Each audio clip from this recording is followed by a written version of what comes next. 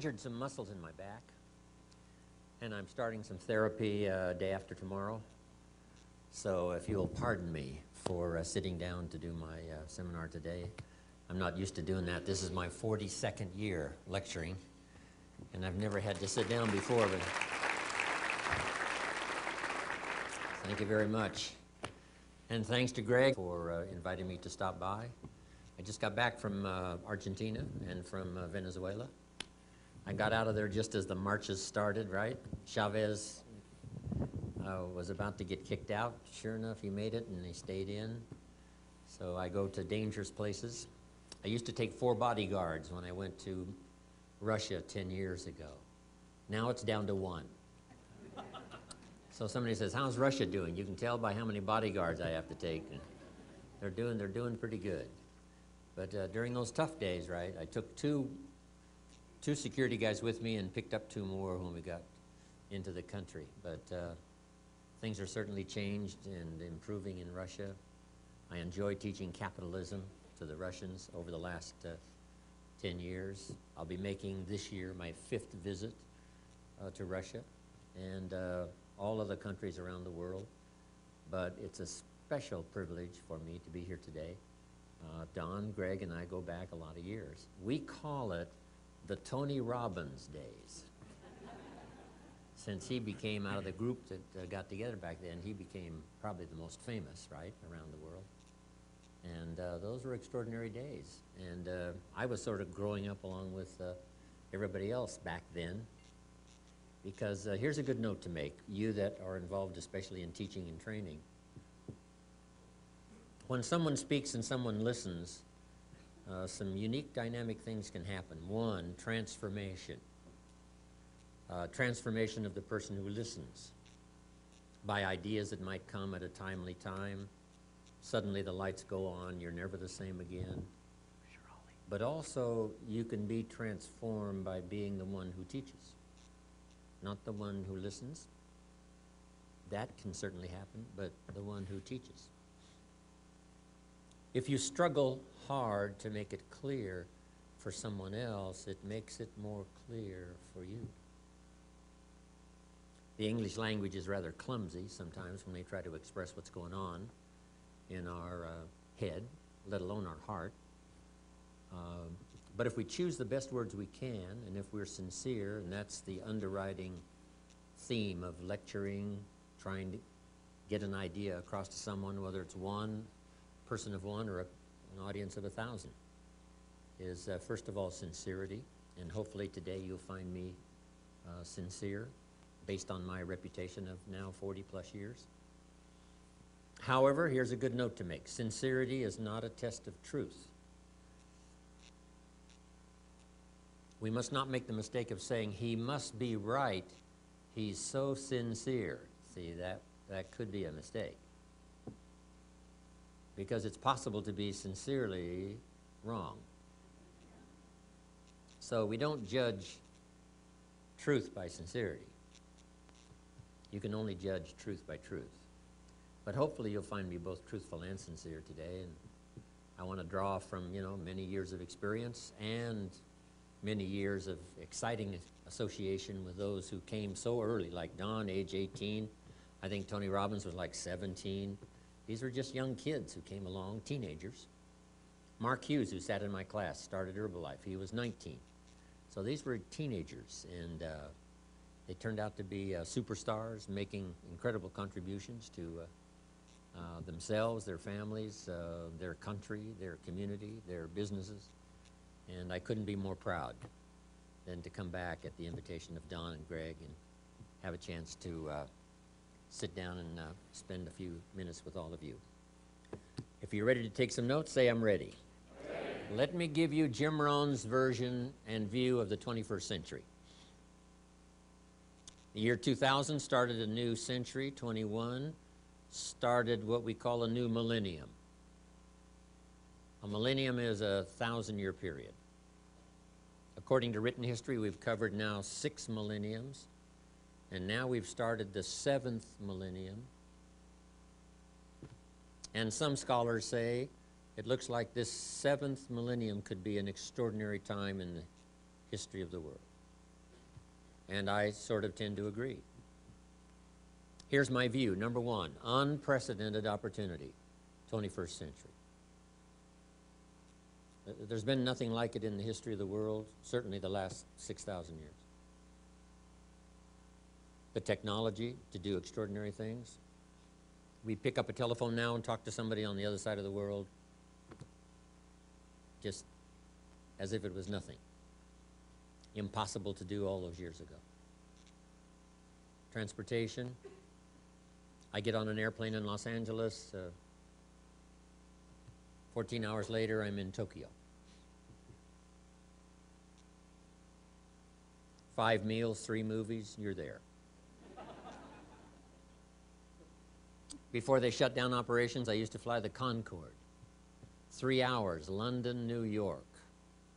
Extraordinary. If you fly the Concorde, you can see 2 sunsets in one day.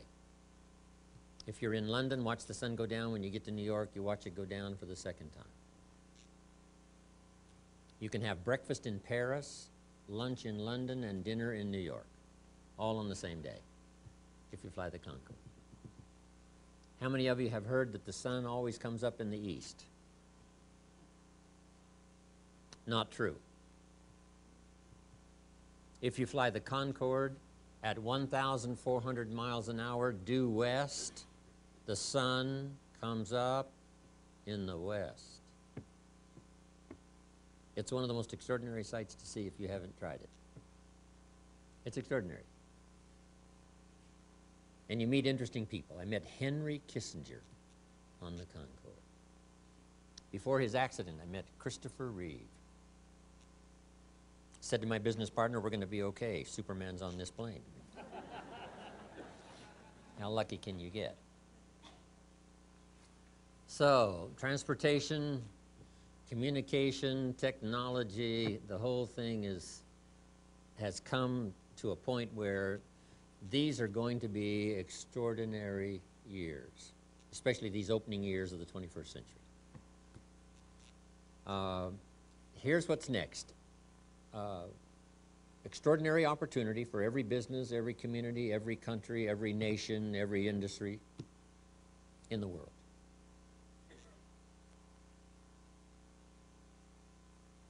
But here's the next part, keen competition. You might not feel so much the world competition, but you know, it's there. A job becomes available in Southern California. Question, does it go to India or does it stay in Southern California? These are those kind of extraordinary times. World competition, keen competition, but extraordinary opportunity. Now here's the big question let's spend some time on. How to be best prepared for the competition and the opportunity of the 21st century. With America leading the way. No more best example of the last 6,000 years of extraordinary opportunity than America, the beginning of the 21st century. So we're in the middle of it. We're surrounded by it. It's everywhere. You know, America is the envy of the world. Everybody wants to come here. They're not building rafts to get to Cuba. They're not squeezing through the fence to get into Mexico. The boat people are not headed for Vietnam. Everybody wants to come to America. Neil Diamond sings, right? Everybody's coming to America. And the reason is because we've got this extraordinary place with the most unusual opportunity in 6,000 years of written human history all around us. Now the key is how can we individually and collectively for a company or an office take advantage of these extraordinary times and pick up the pace of both learning and application so that we can do our share of cashing in on these extraordinary times for ourselves and then make the investments necessary for the future. Along with all of the challenges, as there has been for the last 6,000 years of recorded history, from terrorists and war and all the rest, there hasn't been a century free. Last century was probably the worst, hopefully the worst that will ever be in terms of warfare. 50 million people were killed in World War II. 19 million of them were Russian. Those were bloody times. Times of tyranny, communism, Nazism, fascism.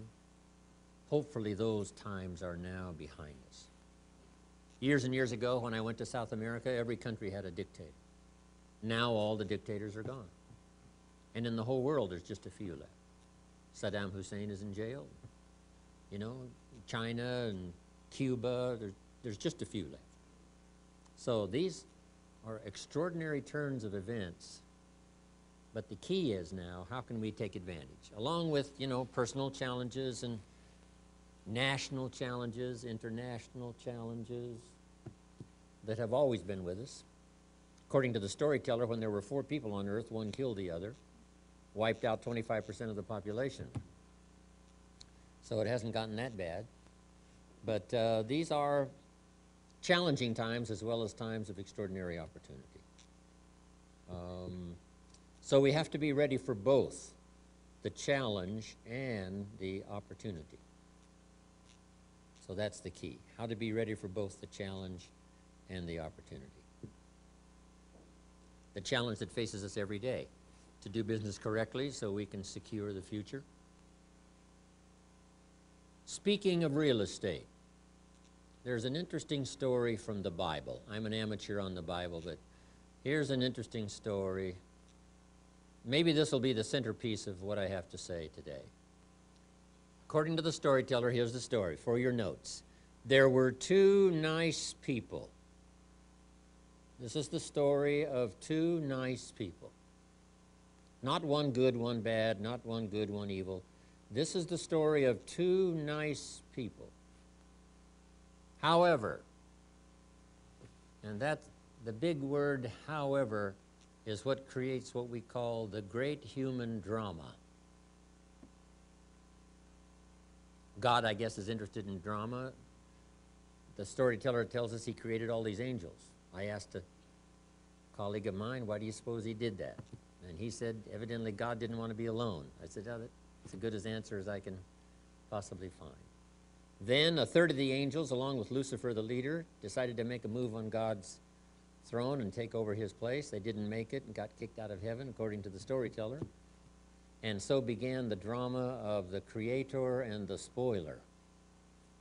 And it looks like that drama still continues today.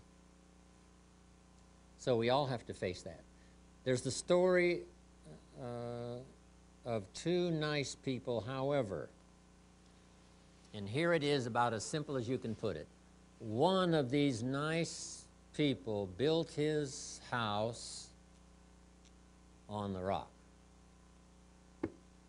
And the other nice person built his house on the sand. Wow. 2 nice people. Meaning, it's possible for nice people to make errors in judgment. It's possible for nice people to make foolish decisions about their future. What's right, what's wrong. What to do, what not to do. Then the story says, and then the storms came, as they always do, and the one that built his real estate on the rock was saved, and the other that built his house on the sand was lost. So in this extraordinary opening moments of the 21st century, we have before us now opportunity mixed with challenge.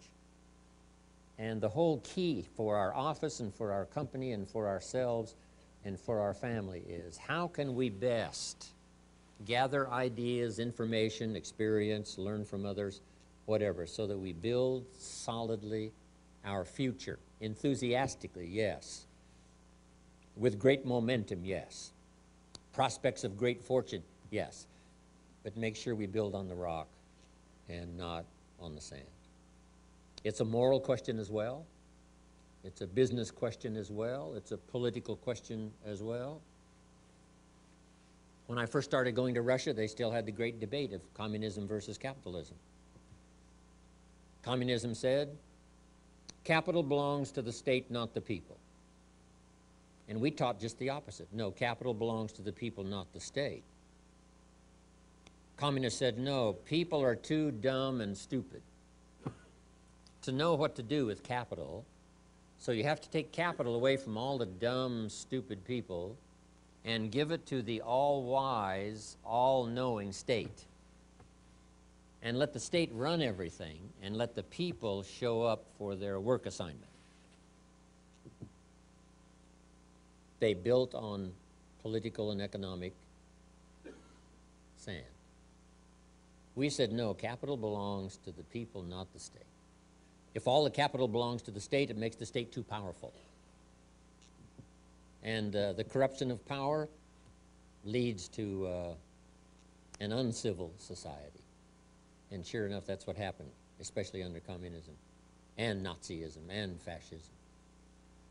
So now we believe capital belongs to the people, not the state.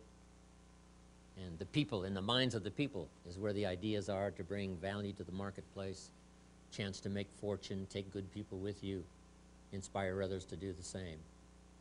So, with that challenge, making sure we build on the rock, not the sand, which is both moral and spiritual and economic, making those critical decisions at moments of destiny, which way to go, what to do. Maybe there's going to be a lot of thoughtful conversation and thoughtful thinking over the days and hours that you're spending here.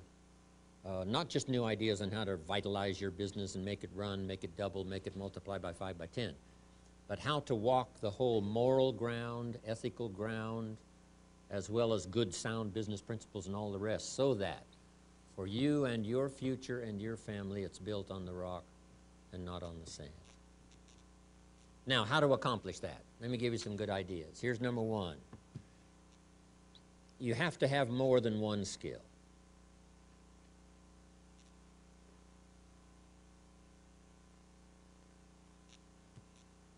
We all watched, right, the last 20, 25 years when companies were downsizing, the division got chopped. Guy worked for the company for 20 years. His division's now eliminated. He's out of a job. He tells us he's having economic difficulty. And one of the reasons was he had only one skill. So here's number one, multiple skills. That's part of the safety for the future. For me, I started learning those multiple skills, changed my life. One helped me make my fortune by the time I was 31, but drastically changed my whole life, laid the foundation for my whole career, finally brought me to Palm Springs, La Quinta today.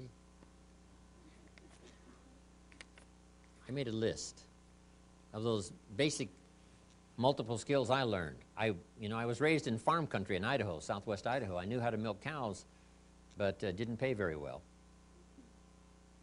Here's the first skill, extra skill I learned that started changing my life, and that was sales. Find a product or a service you believe in, be able to present it so well, someone says, yes, I'll become a customer. Then the rest of the fortune making is in good service. Excellent service leads to multiple sales. One good customer, well taken care of, is worth thousands of dollars in advertising. A good customer well taken care of can open doors you can't open, find people you can't find on your own. One good person well taken care of, a chance to render extraordinary service. I learned how to do that, and my income then started to grow. Multiplied by 5 the first year. So now I got 2 skills, milking cows, getting customers. Here's the third one I learned, changed my life forever, finding good people. If you have an enterprise and you need good people, another good suggestion from the Bible, here's what it says. If you search, you will find. If you want good people, you just have to go searching. It says if you're looking for a door of opportunity, you must go knocking on doors. First door you knock on, voice says, there's nobody here. Oh, that's interesting. Second door, go away. Okay, nobody. Fourth door. It opens. There's a person. Could be the beginning of a friendship, colleague for life, opportunity, chance to make money. I learned this skill, finding good people. Someone asked me one time, do you teach your people to be nice? I said, no, I recruit nice people. Just bypass all those other classes.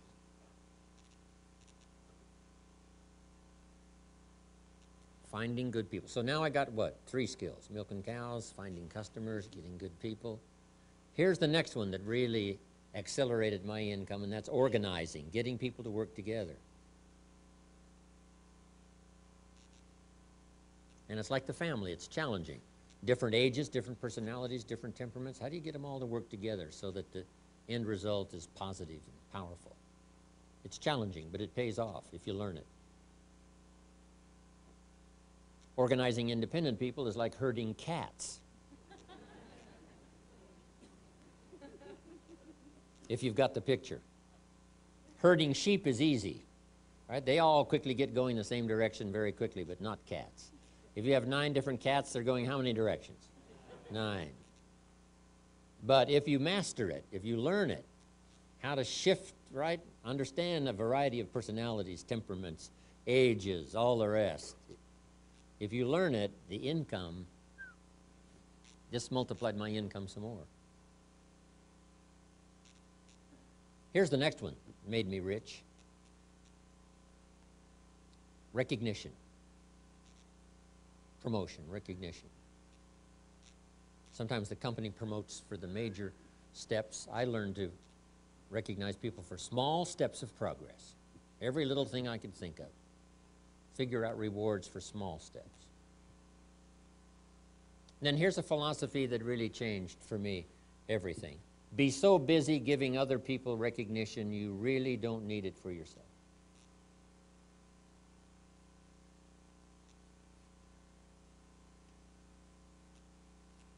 Then I'll just mention one more on multiple skills that really brought me to this table, and that's communication. Affecting other people with your language. Words are almost godlike in power.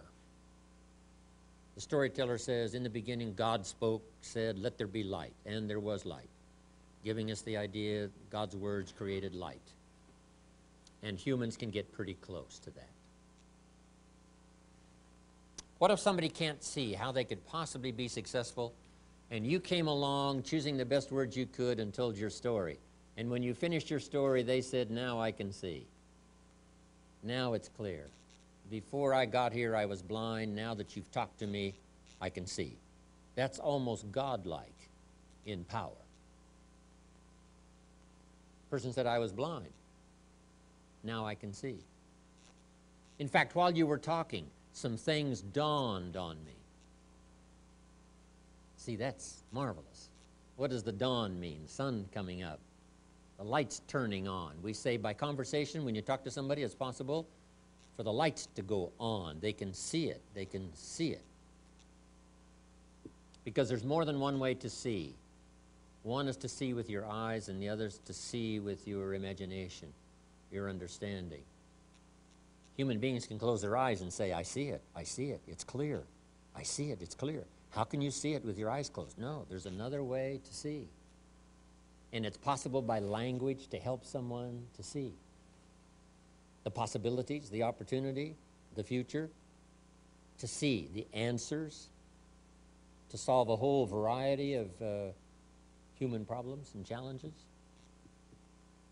It's one of the greatest gifts you can possibly aspire to learn, the gift of communication. Now, I've divided it into 3 parts, and you're familiar with these parts. Number 1 is training, showing somebody how the business works. Here's the job and how to do it. In simple language, training. Here's the next one, teaching. Teaching someone how life works. I fortunately met a man when I was 25 years old that taught me both job skills and life skills. He gave me excellent training on how to do the job. I became a millionaire by the time I was 31, from age 25. So he taught me well. But the greatest thing he taught me was life skills. Not just the business skills, but the life skills. He taught me how to set goals. He taught me how to become a leader. Taught me how to influence. He taught me time management. Here's one of the greatest keys on time management, if you're ready. For your notes, don't start the day until you have it finished.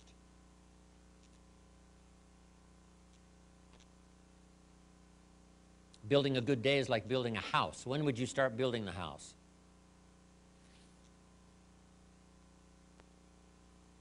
Could someone bring me my cup of coffee right there?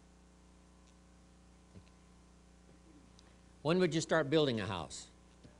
Okay, in following my little analogy here, you wouldn't start building the house until you had it finished. Oh, now my coffee's leaving. Okay, okay. So you wouldn't start building a house until you had it finished.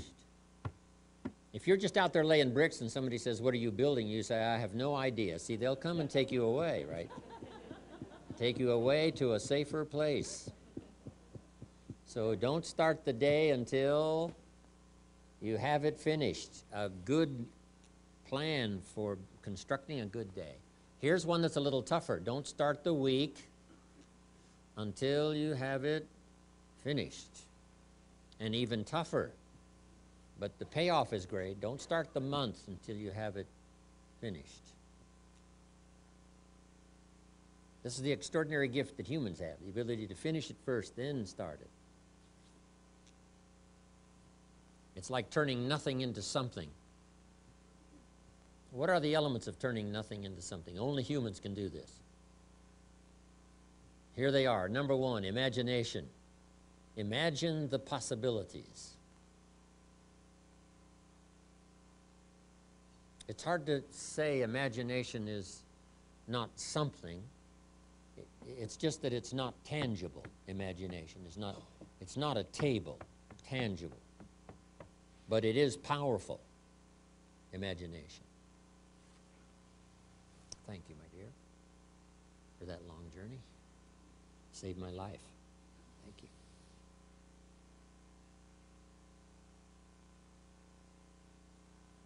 So imagination, imagine the possibilities. Here's the next step of turning nothing into something. Believe that it's possible for you. A little phrase says, with faith, all things are possible. Without faith, nothing's possible. If there's one thing to pray for, that's probably it. Faith to believe. One, to imagine. Number two, faith to believe. What would make us believe? Testimonials? Someone finishes a dramatic testimonial. Here's where I started, when I was 18 years old. Here's where I am today. And then they finish by saying, hey, if I can do it, you can do it. Come on. Right? I started just like you. I read the first book. I went to the first class. I made the first decision to start the process of change. That's how we get inspired. One, to imagine. Two, to believe. Then here's number three. Go to work and make it real. How to turn nothing into something. That's how this complex of buildings got here. Someone saw them when the property was vacant. You say, well, how can you see something that isn't there? Well, if someone can't see it when it isn't here, it will never be here.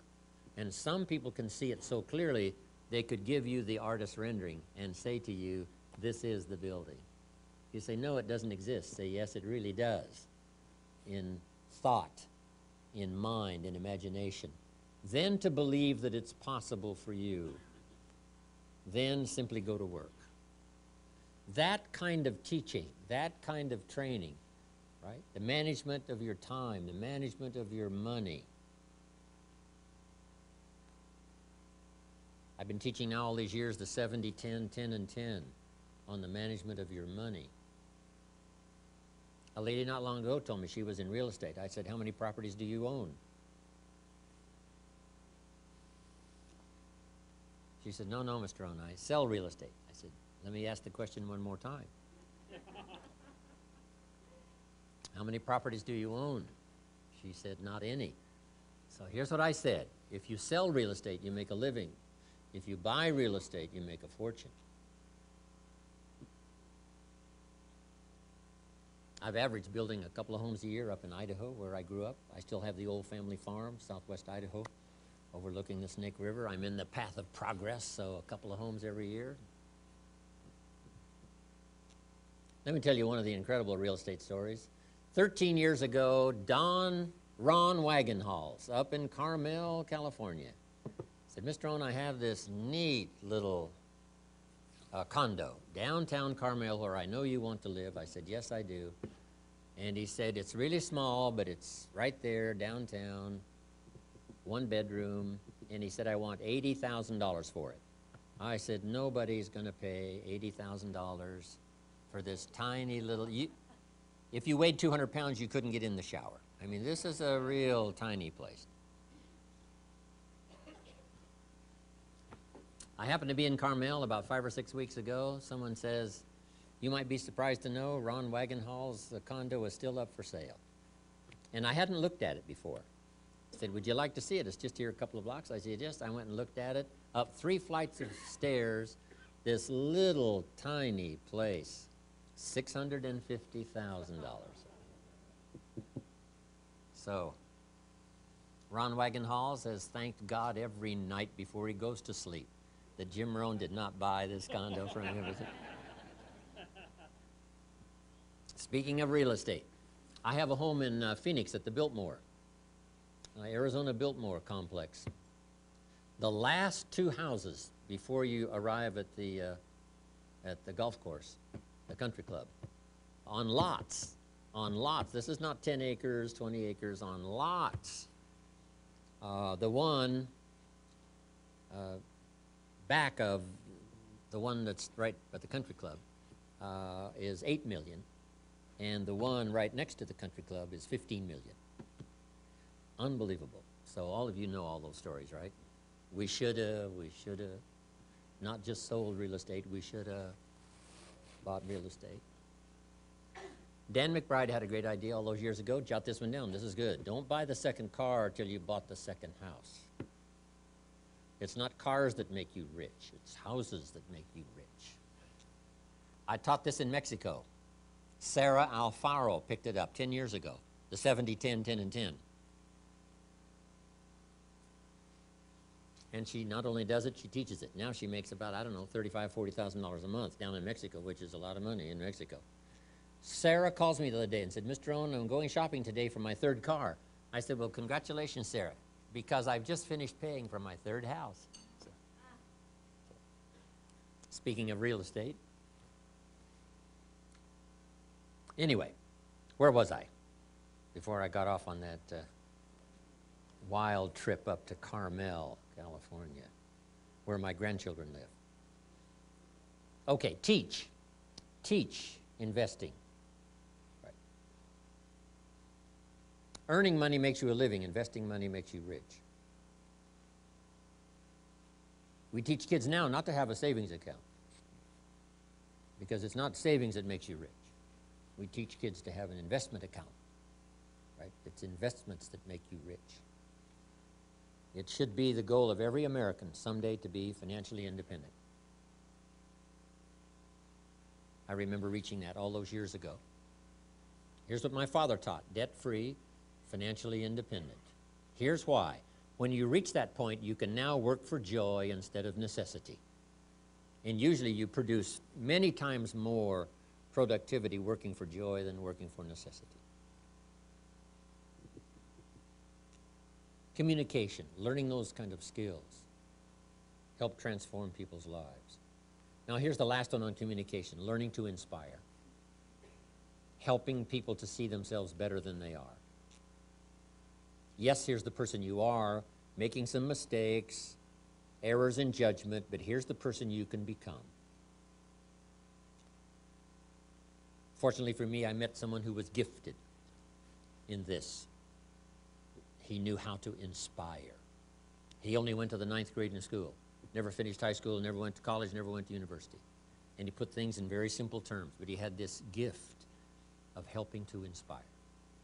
So make this note now. Start with your family and your children. Ask for the gift to inspire them.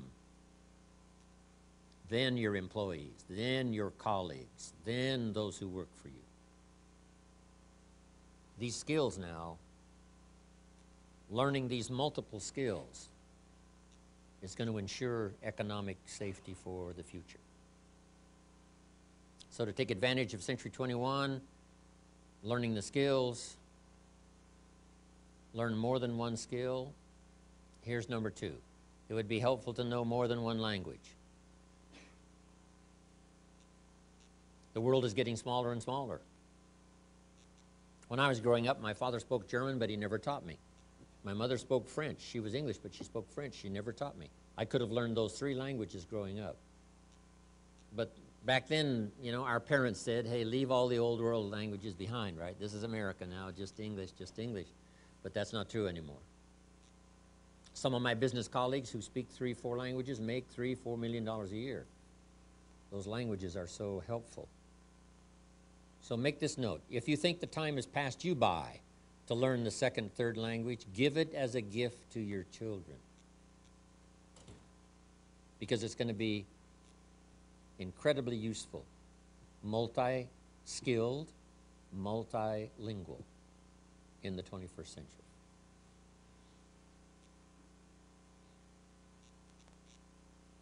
Now, what's next? In taking advantage of the opportunity of the 21st century along with the competition. The key is, number 1, learn the simplest lesson of economics. And I'm sure you've heard it over and over. But let me share it with you one more time. See if I can put it on the board here.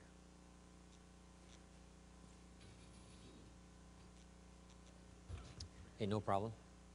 I was going to move that right over here, Don, so it'll be easy for me.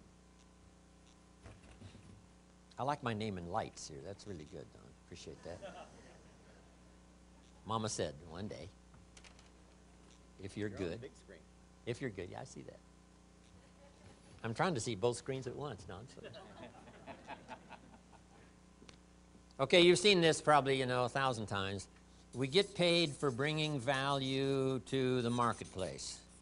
The marketplace is the people, and the value is in 2 parts. Once you understand this, the world is yours. The value you bring, like a product or service, employment. And the second is the value you become. This can make you a living. This can make you a fortune. I learned that little economic outline when I was 25 years old. Really changed my life. And if you work for a company that keeps working on the product, they'll keep making the product better. The key for your better future is to keep making yourself better. Economics in America is very simple. It starts at $5 an hour. Called what? Minimum wage. And then it just goes up like this. Top income last year, I think, 36 million. Somebody earned for 1 year's work. So from $5 an hour up to 36 million, that's economics in America. No wonder everybody wants to come here. Guess what we call that? A heck of a ladder. I mean, that's, what else could you call it? Now, here's something that changed my life forever. When I found out at age 25 that my income was primarily determined by my philosophy, not the economy. So make that note now, and if you know it, that's wonderful. If you teach it, that's even better. Your income is primarily determined by your philosophy, not the economy. I had no concept of that when I was 25 years old.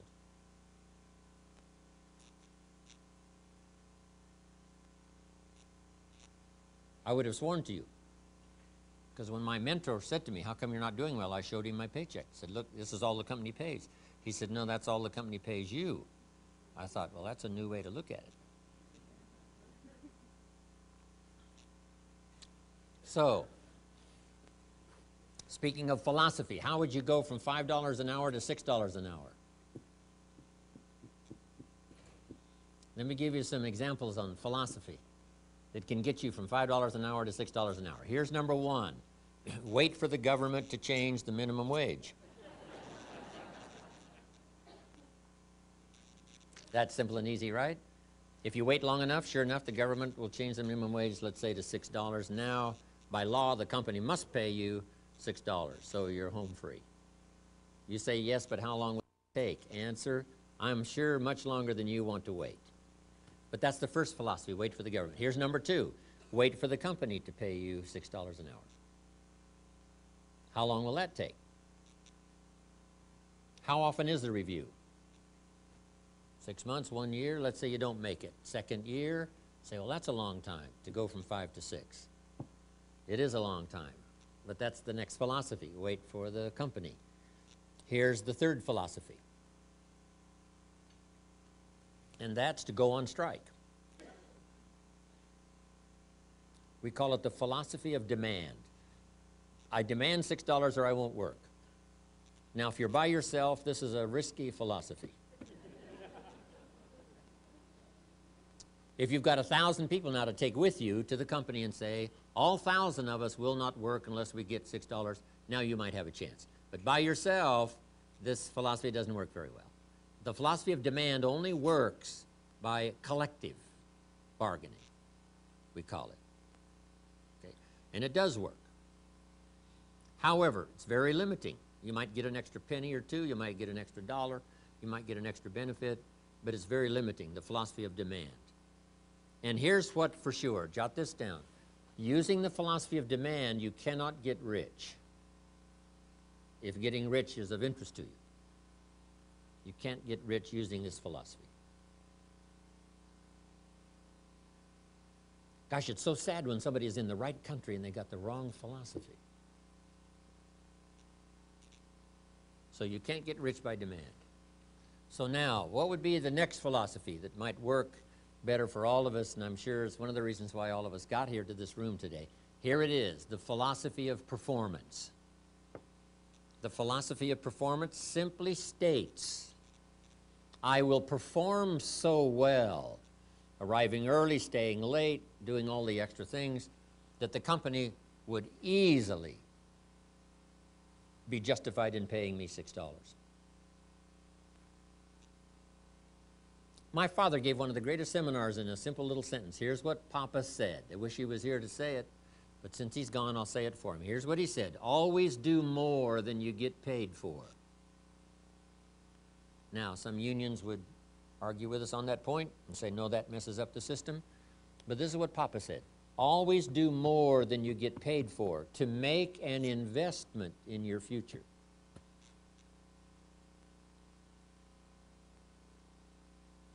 These are philosophies to follow.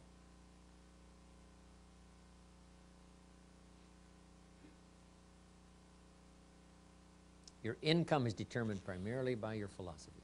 See, that changes everything. It was your philosophy that got you here today, right? Maybe 5 years ago, you wouldn't have attended a class like this. Like, hey, why waste the time? It's the same old stuff over and over again. So you didn't go, you didn't go. Then something happened, something changed. You decided, wow, now I understand just one good idea could multiply my income in my future by 2, by 3, by 5, by 10. All of that good stuff can happen. So now you attend everything you can. And if you consistently go to everything you can, make this note. Some occasions will be life-changing. If you consistently go to the sermon on Sunday morning, consistently go to the classes, consistently go to opportunities like this where good ideas are being discussed, some heavyweight ideas that can multiply your future dramatically if you just keep consistently going. Some of the occasions will be ordinary, some will be standard, and some will be life-changing, depending on the timing. Who knows the timing and for this audience here today? Who knows? We've all heard the phrase, nothing so powerful as an idea whose time has come. 15 years ago in Germany, the walls came tumbling down. The time for capitalism now sweeping the world and communism on the run. But here's another way to put it. make this note. Nothing so powerful as an idea that comes at the right time. At the right time for you.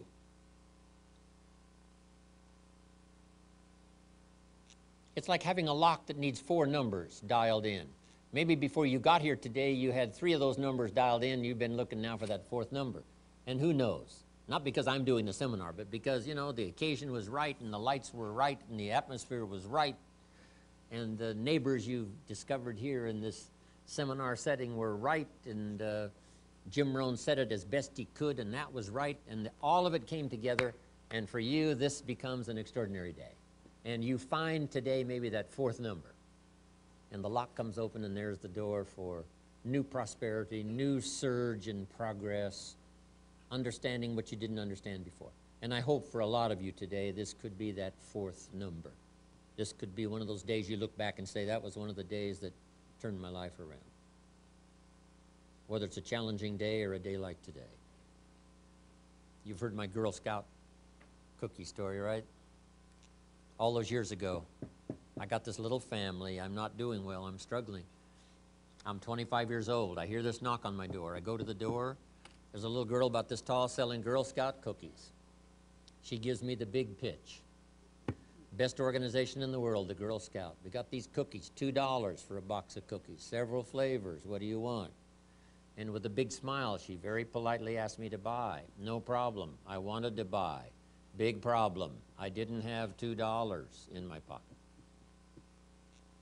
And I didn't want to tell her that. I'm a grown man. I'm 25 years old. I've been to 1 year of college. I'm a husband. I'm a father. I got a little family. I live in America. And I don't have $2 in my pocket. So I didn't want to tell her that. So I thought next best. I lied to her. And I said, hey, look, we've already bought lots of Girl Scout cookies. We've still got plenty in the house we haven't eaten yet.